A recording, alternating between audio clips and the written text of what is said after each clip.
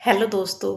आज का हमारा टॉपिक है कि जब सास दहेज के लिए ताने देने लगे तो आपको क्या करना है।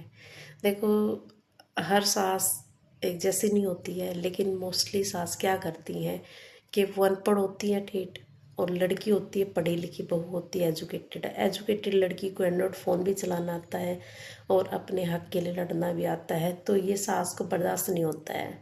ठीक है, तो इसलिए वो ताने देती है कि तुम्हारे बाप ने ये नहीं दिया, तुम्हारे बाप ने वो नहीं दिया, तुम्हारे बाप ने ये नहीं दिया। उनके यही चलते रहते हैं। ठीक है, और दहेज ने लेके आई फलाना ढिकड़ा मकड़ा। सबसे पहले तुमने क्या करना, अपने हस्बैंड से बात करनी इस बारे में। हस्बैंड अगर कुछ रिएक्ट करते हैं, समझाते अपनी माँ को तो ठीक है, नहीं तो फिर ससुर से बोलो। ससुर है तुम्हारा आगे समाज में बोलने लायक बंदा।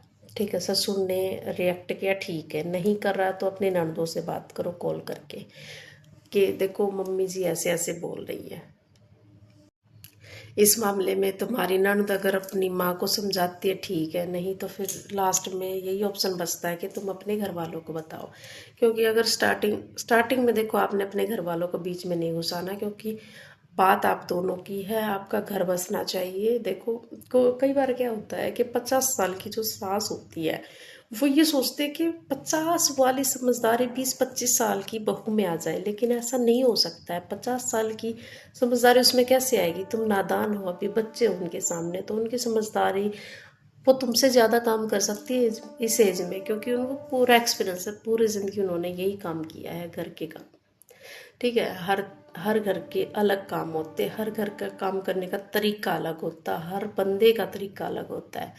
माँ बेटी भी काम करने में बहुत फ़र्क करती है। माँ का काम करने का तरीका अलग होता है, बेटी का काम करने का तरीका अलग होता है।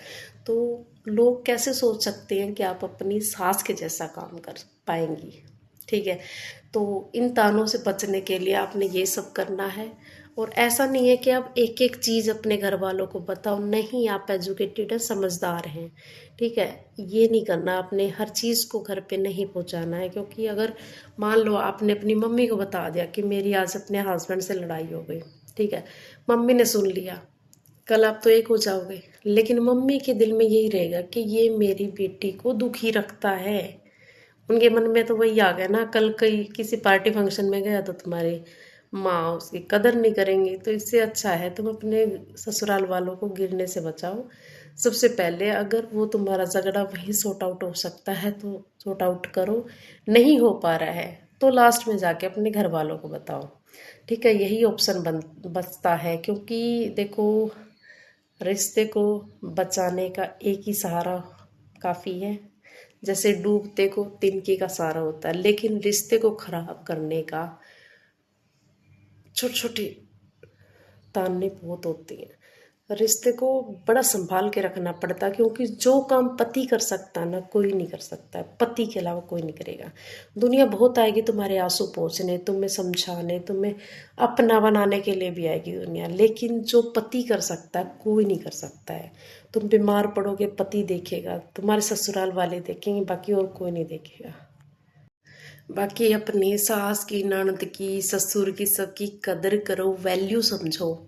वो हैं तो तुम्हारे हस्बैंड है, तुम्हारे हस्बैंड को उन्हीं ने पाला पोसा है, तो तुम्हारा भी फर्ज है तुम बुढ़ापे में उनकी सेवा करो, उनकी कदर करो। हाँ, कई सासें होती हैं जो जिन्हें मज़ा आता है अपनी बहू को परेशान करने में, बेटी को सीने से लगाएंगी और बहू को जलील करेंगी, परेशान करेंगी, पूरा दिन लड़ेंगी, फिर अपने बेटे को सिखा देंगी।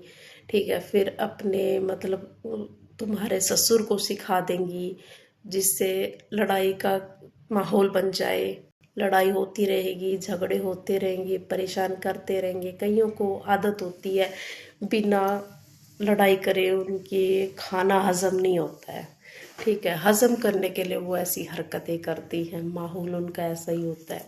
लेकिन जो शांति प्रिय लड़की होती है वो उनकी सुनती नहीं, एक कान से सुनती दूसरे से निकाल देते। लेकिन अगर तुम्हारे आत्मसम्मान पर कोई ठेस पहुंचती है तो जल्दी रिएक्ट करें और एक्शन दें। क्योंकि अगर बाद में बच्चे हो गए तो देखो, बच्चों की भी ज़िंदगी खराब हो जाएगी आपके साथ साथ। सिर्फ घूंघट करने से ससुर की वैल्यू नहीं होती है। सिर्फ घूंघट में रहने से ससुर की वैल्यू नहीं होती, इज्जत नहीं होती है। दिल से इज्जत करो, चाहे तुम घूंघट करो या ना करो। अपने ससुर की, अपने सास की दिल से इज्जत करो। अगर वो इज्जत करने लायक हैं, अगर वो तुम्हारी इज्जत करते हैं तो तुम भी उनकी इज्जत करो। कई बार क्या होता है, सास ससुर तुम्हारे पेरेंट्स को गालियां देते रहते हैं तो तुम्हारी आत्मा ही नहीं मानती उनकी वैल्यू करने की, उनकी कदर करने की। ये सारी बातें तुम अपने पति को समझाओ। अगर तुम्हारा पति भी लायक नहीं है तो उस नालायक के साथ तुम्हारी ज़िंदगी नहीं कट सकती है। तो इन छोटी छोटी बातों को समझने की ज़रूरत है। ठीक है, तो आजकल तलाक इस वजह से हो रहे क्योंकि लड़कियों ने मार खाने से मना कर दिया, ताने सुनने से मना कर दिया, माँ बाप की गालियाँ खाने से मना कर दिया। इसी वजह से डिवोर्स के केस ज़्यादा बढ़ रहे हैं। लेकिन बात पता है क्या है, कोई भी लड़की ये नहीं चाहती कि मेरा डिवोर्स हो या मैं अपना घर खराब करूं। ये सारी ही राजनीति के खेल सास ननद ही रचती हैं और सास ननद ही बहू को घर से निकाल देती हैं अपने चौधर के चक्कर में। बाकी अगर आपको ये वीडियो इंटरेस्टिंग लगी हो तो आप मुझे मेरे चैनल को सब्सक्राइब कर सकते हैं, लाइक कर सकते हैं, कमेंट कर सकते हैं, कमेंट में अपनी राय दे सकते हैं। थैंक यू दोस्तों, थैंक यू।